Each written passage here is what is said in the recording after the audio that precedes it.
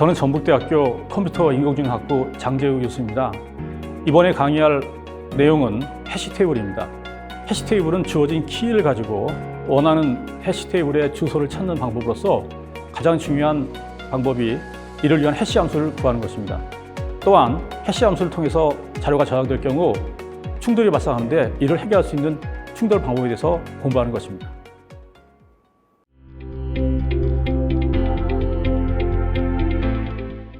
먼저 해시 테이블에 대해서 말씀드리겠습니다.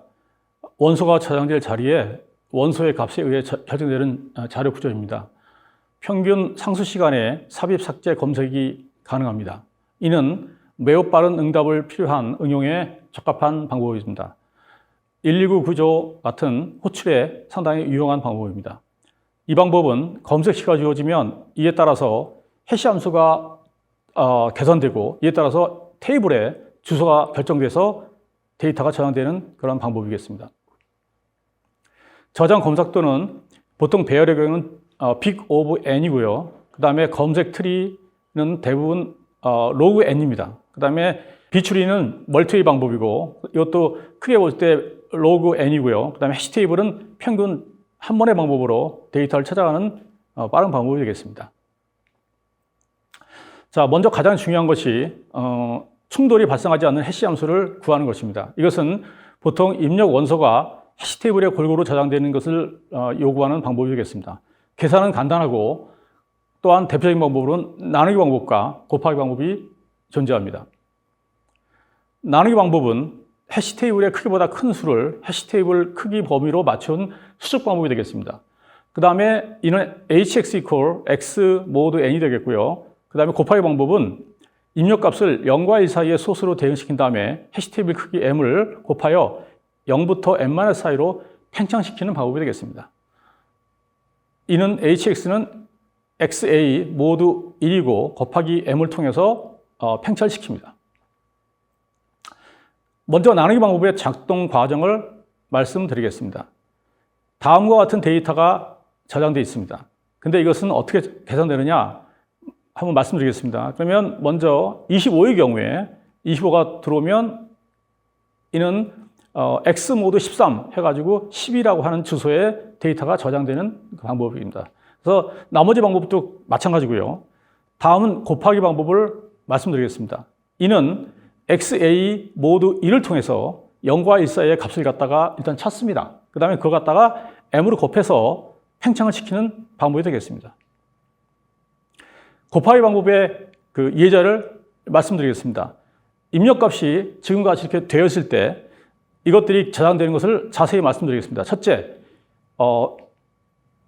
25의 경우에는 25 곱하기 0.11 해가지고 2.75가 나오고요. 이것에 소수 부분, 그러니까 정수 부분을 제외한 소수 부분을 취하면 0.75가 되고 이를 갖다가 7을 곱하면 5.25가 돼가지고 값이 5가 돼서 저장되는 곳은 다음과 같은 곳에 저장이 됩니다.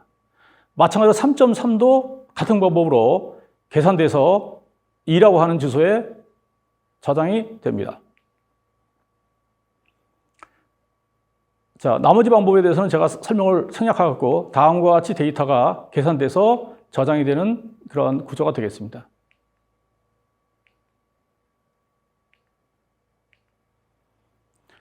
다음은 충돌이 문제가 되겠습니다. 충돌은 해시 테이블에 한 주소를 놓고 2개 이상의 원소가 자리를 다투는 방법으로 크게 체이닝 방법과 그 다음에 개방 주소 방법이 존재합니다. 체이닝 방법은 같은 주소를 갖다가 해싱하는 한 수를 하나의 연결 리스트로 매달아 관리하는 방법으로 별도의 공간을 갖다 요구하는 방법이고요. 개방 주소 방법은 빈 자리가 생길 때까지 해시 값을 계속 만들어주는 테이블 자체를 새로 쓰지 않고 그 테이블에서 어떻게든지 해결하는 그런 방법이 되겠습니다. 충돌의 예를 말씀드리겠습니다. 해시 함수 hx가 x 모드 101이라고 되어 있을 때 현재 22번지에 123이 저장된 것을 볼 수 있습니다. 근데 새로운 데이터 224라는 키가 들어왔을 때 이를 해시 함수를 통해서 보니까 동일한 그런 주소 22가 되겠습니다. 그래서 이런 경우에는 데이터가 저장 가능하지 않습니다. 따라서 이걸 충돌이라고 얘기합니다. 이걸 해결하는 방법으로 첫 번째 체이닝 방법을 갖다가 말씀드리겠습니다. 다음과 같은 예제를 미리 준비했고요. 그 가운데서 나머지 것들 중에서도 간단한 것들 그냥 말씀드리면 40, 그 다음에 24, 그 다음에 74, 그 다음에 42, 그 다음에 13이 충돌 없이 다음과 같은 hx equal x 모드 13이라는 그런 함수를 통해서 저장이 되었습니다. 그런데 문제는 빨갛게 표시된 그 키값 14인 경우 보면 14 모드 10을 해가지고 1이라고 하는 주소인데 거기에는 이미 40이라는 값이 저장됐기 때문에 그 40이라는 값을 갖다가 다시 연결해가지고 데이터를 저장하고 있습니다. 8은 자기의 위치에 저장되고요. 그 다음에 3인 경우에도 또 지금 40이라는 값이 이미 저장되어 있습니다. 그래서 그걸 갖다가 피하기 위해서 42에 연결시켜가지고 3이 저장됩니다.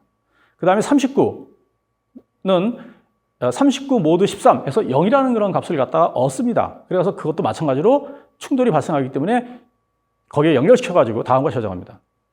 31은 5번 번지에 저장이 됩니다.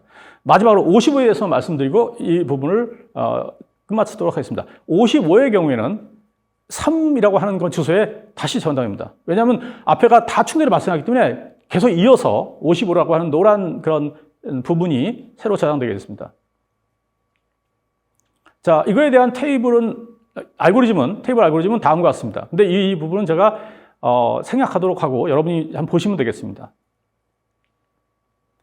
자, 다음은 개방 주소 방법입니다. 이것은 세 가지 방법이 존재합니다. 선형조사, 2차원 조사, 그리고 마지막으로 더블 해싱 방법입니다.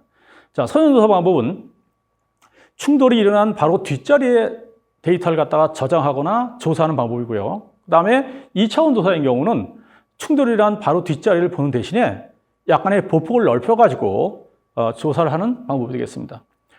마지막으로 더블 해싱 방법은 두 개의 함수를 사용합니다. 그래서 이 경우에는 hx라는 함수가 존재하고 그 다음에 fx라는 방법이 또 하나 존재합니다. 그래서 두 개를 쓰기 때문에 더블 해싱이라는 이름이 붙였습니다. 먼저 가장 간단한 선형조사 방법부터 말씀드리겠습니다. 자, 선형조사는 hx 플러스 i 모두 m 해서 m은 13이라고 만약에 가정할 경우에 해시함수 hx는 x 모두 13이 됩니다. 그래서 왼쪽에 있는 테이블을 갖다가 한번 살펴보시면요. 지금 데이터가 25, 13, 16, 15, 17이 이미 저장되어 있습니다. 그래서 그런 상황에서 28이라는 데이터가 들어옵니다. 그러면 28은 28 모두 13에서 2라고 하는 수에 저장되는데 그것은 이미 15라는 데이터가 저장되어 있기 때문에 충돌이 발생합니다. 그래서 이때는 H1이라고 하는 그런 키를 갖다가 다시 계산해야 됩니다. 계산하면 이것은 아까 말한 그 해시 함수에 따라서 2 플러스 1 해가지고 3이라는 주소를 갖다 받게 되고요. 또 거기에 저장되다 보니까 16이라는 데이터가 이미 저장되어 있습니다. 따라서 다시 H2라고 하는 그런 해시 함수를 갖다가 계산해서 마지막으로 4라고 하는 그러한 저장공을 갖다가 저장합니다. 이 경우에 한 두 번의 정도를 갖다 충돌이 발생했기 때문에 그걸 통해서 마지막에 28이라는 데이터가 저장됨을 알 수 있습니다. 자, 마지막으로 선형조사의 마지막 키는 20번입니다. 20번을 보면 같은 방법으로 계산합니다. 그래서 H0 20을 갖다 하면 20 모두 13에서 7이라고 하는 그런 공간에 저장이 됩니다. 그러면 왼쪽에 있는 테이블에 7이라는 것이 이미 존재하기 때문에 충돌이 발생합니다. 그래서 오른쪽에 있는 테이블에 보면 거기에 저장 못하고 다시 H1이라고 하는 그런 해시 함수를 계산하게 됩니다. 그러면 H1은 아까 말했다시피 X 모두 13이라는 H0X에다가 플러스 I라는 값을 더합니다. 그래서 더해서 7 플러스 1이 돼서 8이라고 하는 공간에 비로소 데이터가 저장되는 것을 알 수가 있습니다. 자, 이 방법이 어떤 단점이 있냐 말씀드리면 1차 군집이라는 단점을 갖고 있습니다. 그래서 이것을 설명을 하기 위해서 제가 이그젠플을 하나 가져왔습니다. 그래서 보다시피 25, 13, 16, 15, 7, 28, 22 이미 저장되어 있다고 우리가 가정하겠습니다. 가정하고 그 가운데서 38이라는 빨간색의 그런 키가 새로 저장되고자 합니다. 그럴 때 이것을 보면 H0 38을 갖다 계산합니다. 그럼 이것은 38 모드 13에서 12라고 하는 주소에 저장되어 있기 때문에 보시다시피 10이라는 주소를 보니까 25가 이미 자리를 잡고 있어요. 그래서 거기에 저장할 수가 없고 다시 H01이라고 하는 그런 해시 함수를 계산해서 12 플러스 1 해가지고 1을 더 증가시켜가지고 0이라는 곳에 저장을 시키고자 했습니다. 근데 그럼에도 불구하고 다시 또 충돌이 발생합니다. 그래서 이제는 그 다음으로 계산을 통해 가지고 H2 키 38을 갖다 하니까 이제 비로소 1이라는 곳에 데이터가 저장되어 있습니다. 왜냐하면 자리가 비었기 때문에 거기 저장할 수 있습니다. 이렇게 보니까 어떤 현상이 발생하느냐. 다음과 같은 녹색 부분이 데이터가 군집되어 저장되어 있음을 알 수가 있습니다. 그래서 이 얘기는 무슨 얘기냐면 이걸 1차 군집이라고 하는데 이러한 녹색 부분에 다시 데이터가 저장하고자 된다면 저장을 못하고 계속 더해서 밑으로 내려가는 그런 현상을 발생을 시키고 오고요. 이것이 검색 시간을 되게 늦게 만드는 그런 단점이 되겠습니다. 다음은 2차원 조사 방법을 말씀드리겠습니다. 2차원 조사 방법은 hx 플러스 c1i 제곱 플러스 c2i 모두 m이라고 하는 그런 함수를 사용합니다. 여기서 m은 13을 사용하겠습니다. 그 다음에 여기서 hx는 보통 h0x라고도 하고 이것은 x 모두 13이라는 그런 함수를 사용하도록 하겠습니다. 그런데 이 함수가 보통 복잡하기 때문에 일반적으로는 이거 갖다가 축약해서 c1을 1이라고 가정하고 c2를 갖다가 0이라고 가정하면 이 함수는 hx 플러스 i 제곱 모두 13이 되겠습니다. 그래서 다음과 같은 데이터는 이와 같은 그런 함수를 통해서 데이터가 저장되겠습니다. 먼저 하나 보면요. 37이라는 값이 들어왔을 때 이것은 37 모두 13이라는 걸 통합니다. 처음에 h0x를 먼저 선택합니다. 그러면 이 값은 11이라고 하는 주소를 찾아내서 다음과 같이 37이 11 주소에 저장되었습니다. 나머지 데이터 15, 18, 4, 45도 이와 같은 방법을 통해서 하나씩 다 저장이 되겠습니다. 그런데 여기서 문제가 되는 게 뭐냐면 30이라는 자료입니다. 이것은 충돌이 발생하는 것을 나타내고 있는데요. 30은 먼저 H0X, 즉 30 모두 13을 통해서 4라는 주소를 갖다 얻습니다. 4라는 주소를 얻어서 저장을 할 경우에 이미 4라는 데이터가 4번지에 존재하기 때문에 저장이 가능하지 않습니다. 따라서 두 번째 방법은 H1을 갖다가 계산합니다. 그래서 H1 30은 아까 말씀드렸다시피 4 플러스 i 제곱에서 i가 1이기 때문에 1을 더해서 5번지에 저장이 되겠습니다. 그래서 5번지에 저장이 되니까 이것도 저장이 안 됩니다. 현재 상태에서. 그래서 다음으로 H2 30을 갖다 계산합니다. 이것은 아까 구했던 4번지 플러스 i 제곱 그래서 4 플러스 4 해서 8번지에 데이터가 저장됩니다. 이 경우에 보면 파란색은 한 칸이 점프된 것에 비해서 파란색은 4칸이 점프가 됐습니다. 그래서 아까 저희가 말씀드렸던 1차 클러스터링 이 문제를 갖다가 해결하고 있습니다. 그래서 보다 데이터가 한쪽으로 군입된 것을 막고 있습니다. 다음은 더블 해싱을 말씀드리겠습니다. 이 더블 해싱은 상당히 중요한 방법이기 때문에 자세하게 제가 설명을 드리도록 하겠습니다. hix는 hx 플러스 i 곱하기 fx 모두 13입니다. 여기서 13은 m은 13이라고 가정하겠습니다. 그 다음에 먼저 hx는 h0x라고도 볼 수 있는데 이것은 x 모두 13이고 그 다음에 두 개의 함수가 필요하기 때문에 fx를 갖다가 여기서는 가정합니다. 그래서 fx는 x 모두 11 플러스 1 해가지고 이렇게 두 가지의 함수를 갖다가 사용하도록 하겠습니다. 더블 해싱은 매우 중요한 방법이고 실제 응용에서 매우 유용한 방법이라고 알려졌기 때문에 이 방법은 5개의 데이터에 대해서 하나씩 다 데이터가 저장된 것을 살펴보도록 하겠습니다. 먼저 15의 경우입니다. 15는 H0, 15 해가지고 15 모두 13 해가지고 2라는 주소를 얻습니다. 이 2라는 주소는 다음과 같이 공간이 비었기 때문에 거기에 저장이 됩니다. 두 번째, 19라는 키가 들어왔을 때 19도 마찬가지로 19 모두 13 해서 6번지를 갖다가 찾아냅니다. 근데 6번지는 다행히 그 공간이 충돌이 발생하지 않는 공간이기 때문에 데이터가 저장이 되겠습니다. 세 번째 28. 이것이 들어오면 먼저 똑같이 H제로 28 갖다 계산합니다.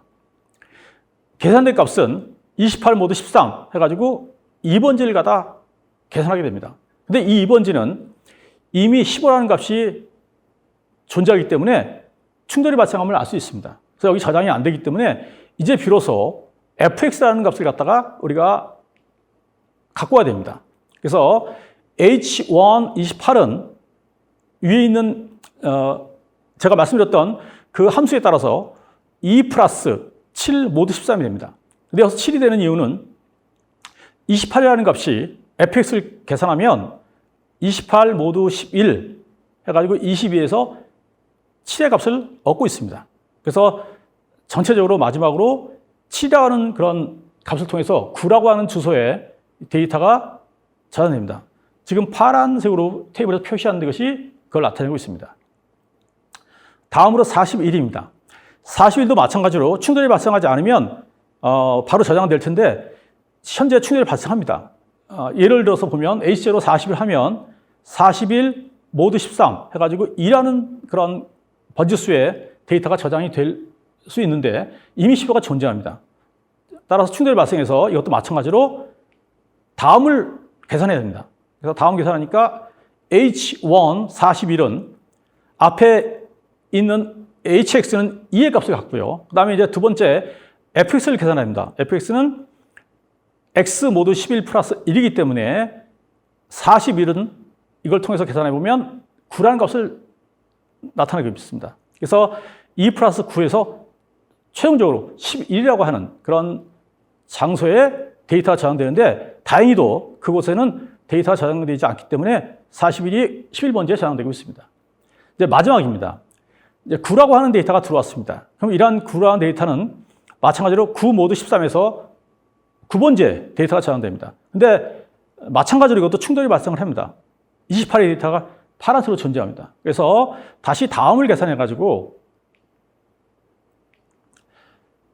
H1 9를 계산해야 됩니다. 그래서 H1 9는 fx를 갖다가 필요로 하고 fx는 9 모두 11 해가지고 9가 되고 플러스 1이니까 10이 되죠. 그래서 지금 계산한 것이 앞에 있는 hx는 9고 두 번째에 있는 fx는 10이 됩니다. 그리고 i는 1입니다. 그래서 계산해 보니까 토탈 6이라는 수를 갖다가 얻습니다.